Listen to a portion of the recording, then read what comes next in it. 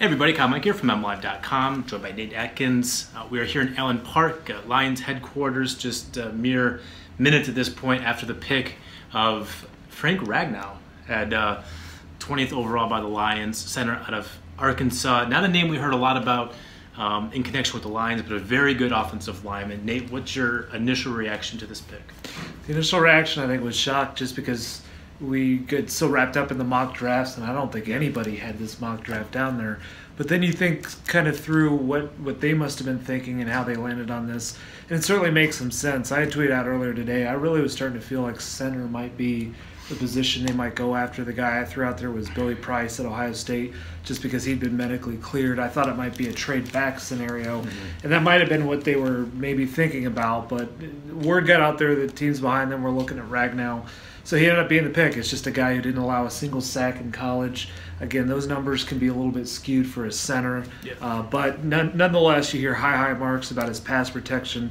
Obviously has some talent in the running game, and he just fits a lot of what Bob Quinn and Matt Patricia are looking for as far as a guy who has all the leadership and intangibles, but also has all that experience and kind of a high floor from Arkansas.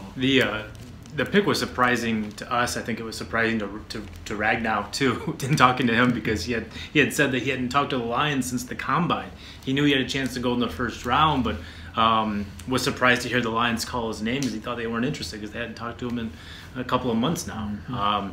But as you said, Nate, this pick makes sense. I think some people won't like it, but it makes sense in a lot of ways. And to me, the way I look at it is, yeah, sure, you have needs on the defense. Those have to be addressed, and I think we'll see that happen on Friday night. But this is an offensive team. This is a team that's going as far as Matthew Stafford takes them. Matthew Stafford was sacked 47 times last year, the most times in his career. The running game was garbage. Sure, you got LeGarrette Blount, but that thing's not going to happen if you don't have a good offensive line. We saw that last year.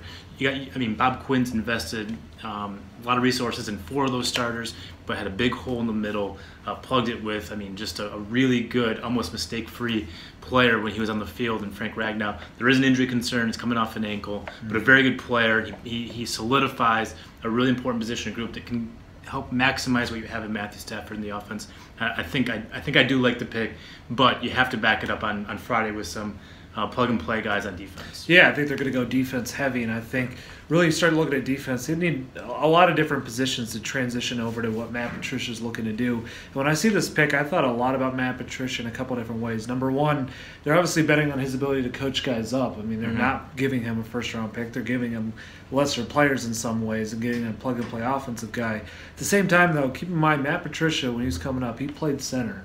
And his background was not the flashiest, most athletic guy out there. He was just a guy who would tell his coaches, if you need a yard, I'm going to get you a yard at the goal line. We're going to do it. I think he was probably drawn to a guy like Frank Ragnow, especially to be his first pick. He's trying to build a culture here. It's also a position of need. It just fit a lot of different boxes, even if it might not have been the guy that we all had at the top of our boards. Well, in talking to Quinn, it seemed pretty evident that he liked him a lot. He said that he had multiple offers to trade out of the 20th overall pick, which a lot of people wanted them to do. I think Quinn wants to do it too.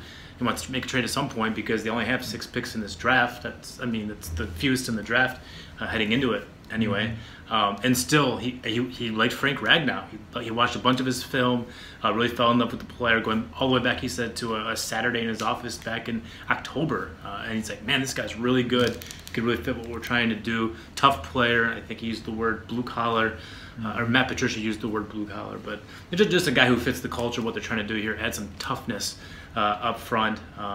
Again, solidifies that group. Bob Quinn really liked it, and liked it so much he turned down the trade offers and took Ragnow at 20th. We've seen how much he wants to really pump into that offensive line. That's where his money went on the right side with T.J. Lang and Rick Wagner. He's spent draft picks at the other 2 spots, Taylor Decker and Graham Glasgow. He probably just looked at this and said, this is the missing piece here. And obviously it wasn't good enough. That play wasn't good enough for all he pumped into it last year.